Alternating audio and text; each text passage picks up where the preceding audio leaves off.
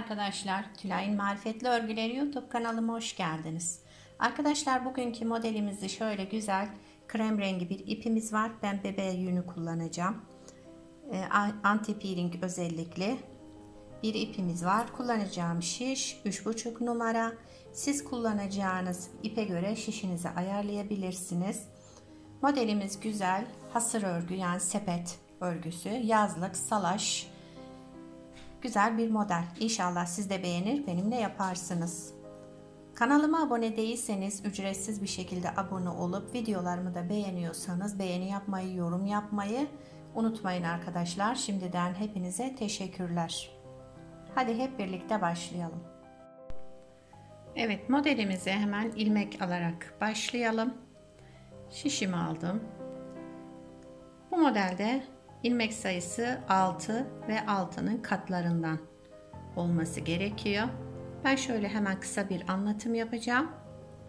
Siz de öreceğiniz örgüye göre ilmek sayınızı 6 ve 6'nın katlarından artı 2 kenar ilmek olarak ayarlayabilirsiniz. Şöyle ilmeklerimizi ayarlayalım hemen.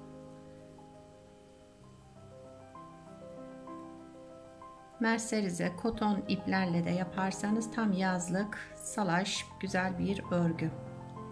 İlmeklerimizi sayalım. 2, 4, 6, 8, 12, 14, 16, 18, 19. Bana 20 ilmek yeterli. Bir tane kenar ilmek, 6 tane bir model için, 6 tane bir model için. Evet, 6'da bir model için bir kenar ilmek de bu tarafa. Bu şekilde ayarladım ben 3 tane olarak. Hemen birinci sıramızı örerek başlayalım.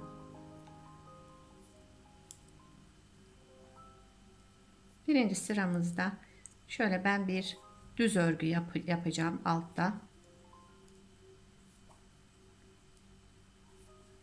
Bir sıra düz örelim.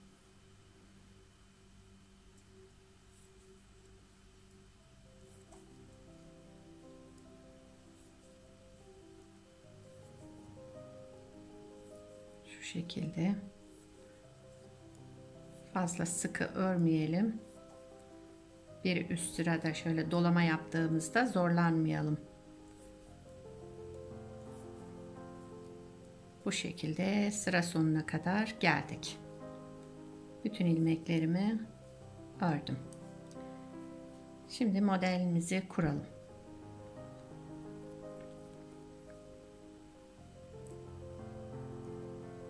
Kenar ilmeğimi aldım. Bu sırada örmüyorum. Ama diğer sıralarda hem gidişte hem dönüşte öreceğim. Şimdi ilk sıra olduğu için sadece gelişte ördüm. Gidişte örmeyeceğim. İpimi kendimden tarafa aldım. İlmeğimi ters olarak 1, 2, 3 defa doluyorum. Bakın arkadaşlar, 3 defa doladım ve içinden çıkarttım. Şu şekilde. İlmeğim açıldı. Hemen tekrar yapalım orada. Bu ilk sırası olduğu için biraz uğraştıracak. Ama ondan sonraki sıralarda daha kolay yapacağız. 2, 3 kez doladım ve içinden çıkarttım. Bütün ilmekleri bu şekilde yapıyoruz. 1, 2, 3.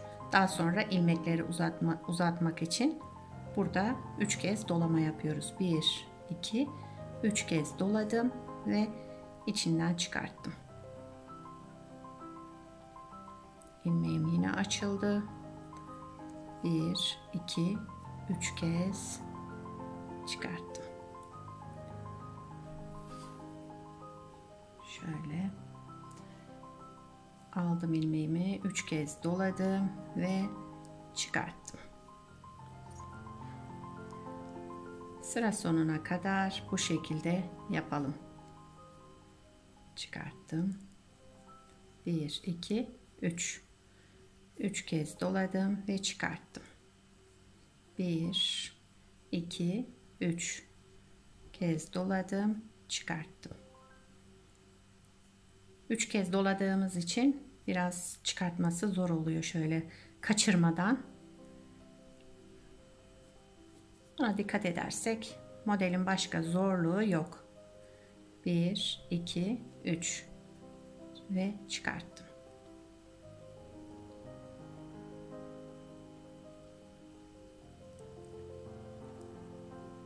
Bir, iki, üç kez doladım ve çıkarttım.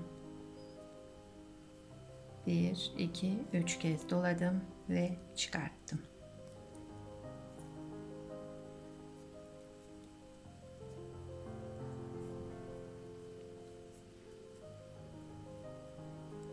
Şöyle 1, 2, 3. 1, 2, 3. 1, 2, 3. 1, 2, 3 kez doladım. Şöyle tutarak çıkarttım. Kenar ilmeğimi de ördüm. Bu sırayı tamamladık arkadaşlar. Şimdi modelimizin ön yüzüne geldik. Kenar ilmeğimi örüyorum yine. Burada da örüyorum. Ördüm.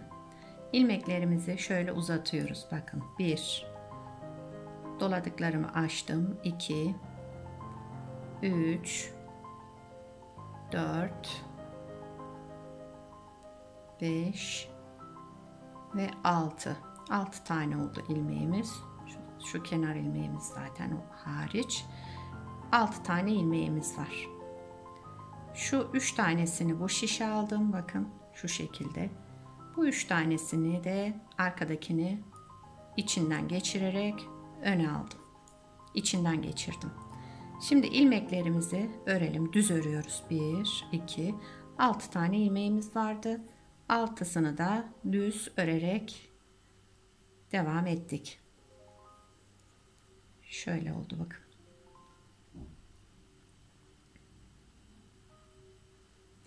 Şimdi yine 6 tane ilmek uzatacağız.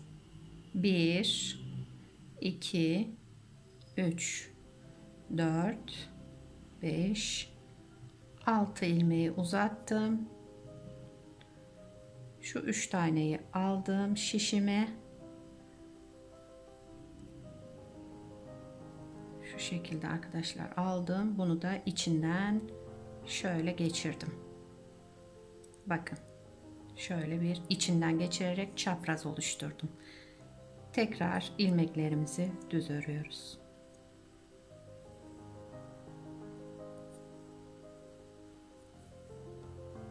Hepsini tek tek alarak düz ördüm.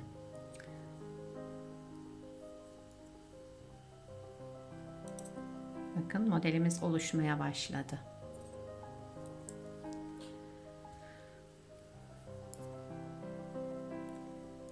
Şimdi bir kez daha aynısını yapacağız. 6 tane ilmek uzatalım burada.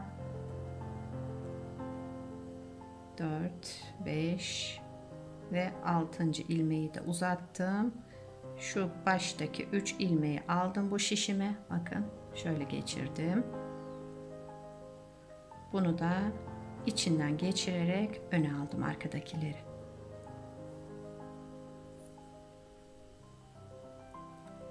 Model gördüğünüz gibi gayet kolay. Sadece o dolamalarda biraz geçirirken zorlanabilirsiniz. Onu da işte çok sıkı örmezseniz daha rahat geçiyor. Onu da size bir püf noktası. Bakın arkadaşlar. Gördüğünüz gayet güzel oldu. Şimdi yine dolamamızı yapacağız ve diğer sırada modelimizi kaydıracağız. İki modelin arasında bu defa uygulayacağız. Yine kenar ilmeğimi ördüm. Dediğim gibi bu modelde kenar ilmeği hem gidişte hem dönüşte örmemiz gerekiyor. 1, 2, 3 kez doladım. İlmeğimin içinden geçirdim. Ters örüyoruz. Bakın şuradan giriyorum. 1, 2, 3. Doladım, geçirdim. Bakın model ilerleyince daha kolaylaştı bu dolamaları içinden geçirmek. İlk sıra biraz uğraştırıyor tabii ki. Onu da işte sıkı örmezseniz daha kolay yapabilirsiniz. Modeli bir kez daha kuralım beraber. 1 2 3 3 kez doladım ve ilmeğimin içinden geçirdim. 1 2 3 doladım ve geçirdim.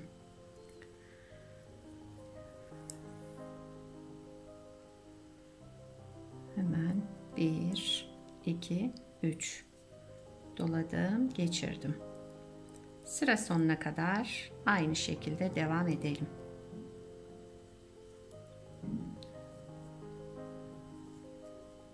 Hepsinde 3 kez doluyoruz.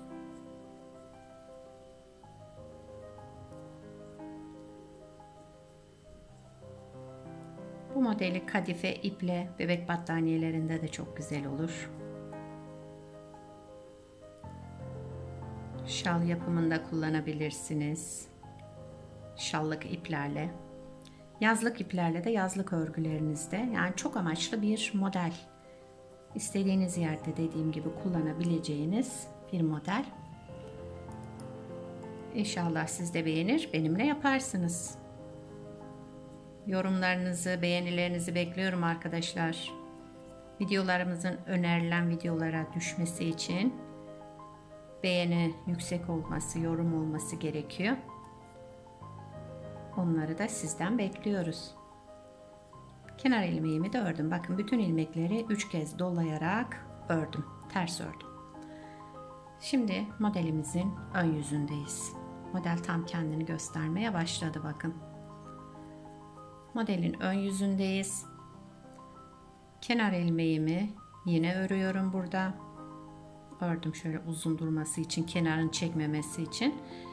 İlmek 1 2 3 tane ilmeğimi çıkarttım. Şimdi modeli kaydıracağım için bana bu başta 3 tane lazım. Üçünü düz örüyorum. Burada çapraz yapmadan üçünü düz ördüm. Şimdi 6 tane çıkartacağım. Modeli kaydıracağım. 3 4 5 6. Evet, 6 tane çıkarttım. Şu 3 tanesini bu şişime aldım. Diğer üçünü de içinden geçirdim. Tekrar diğer şişime aldım. Şimdi bunun ilmeklerimizin hepsini düz örüyoruz. 6 ilmeği birbirinden içinden geçirmiştim. 6'sını da düz örerek tamamladım. Bakın modeli kaydırmış olduk.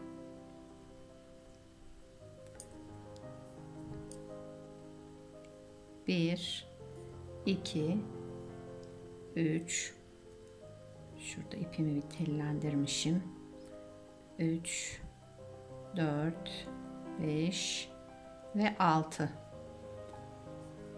6 ilmeğimi aldım. 3 tanesini tekrar bakın şöyle şişime aldım. Bu şişime arkadaki 3 taneyi de içinden geçirdim. Ve tekrar taktım. Şu öndekini düzelteyim şöyle. Ve ilmeklerimi düz örüyorum. Şimdi altta 3 kez modeli yapmıştık. 3 tane. Üste kaydırdığımız için 2 tane oldu. Yanlarda da 3'er boş ilmek bıraktık. Evet. Şimdi kenarda da 3 tane ilmeğimizi yine açıyoruz bu şekilde. Onları da düz örüyorum. Bir sonrakinde çünkü yine hemen model kurulumuna baştan başlayacağız. Bakın. Altta 3 tane kurmuştum. Üste kaydırdığımız için 2 tane kurdum. 3'er tane yanda boş kaldı. Bir sonraki model kurulumunda yine 3 tane kuracağız. 3 ilmek buradan, 3 ilmek şuradan yapacağız. 6 ilmeği şu şekilde alacağız. Şuradan. 6 6 6 olarak 2 de kenar ilmeği öreceğiz. Modelimiz böyle arkadaşlar. İnşallah anlaşılmıştır. Anlaşılmadıysa videoyu tekrar baştan izleyerek yapabilirsiniz. Benim çok hoşuma gitti. Sizinle de paylaşmak istedim. Ben biraz da büyük bir parça yapmıştım. Şimdi onu size göstereyim. Bir de onda bakın model nasıl görünüyor diye. Bunu şöyle kenara bırakayım. Evet. Bakın modelimizin şu görüntüyü engellemesin. Modelimiz böyle. Şöyle biraz açarak göstereyim. Araları Şöyle bak. Modelimizin ön yüzü böyle. Burası da modelimizin arka yüzü. Bakın şöyle iki taraftan da çok güzel tertemiz bir görüntüsü olan model.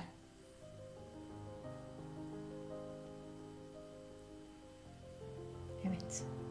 Şöyle esnetince daha kendini gösteriyor.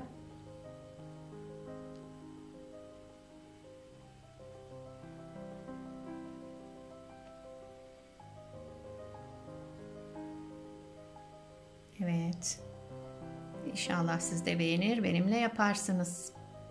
Yapacak olan arkadaşlara kolay gelsin. Bir sonraki videoda görüşmek üzere. Hoşça kalın.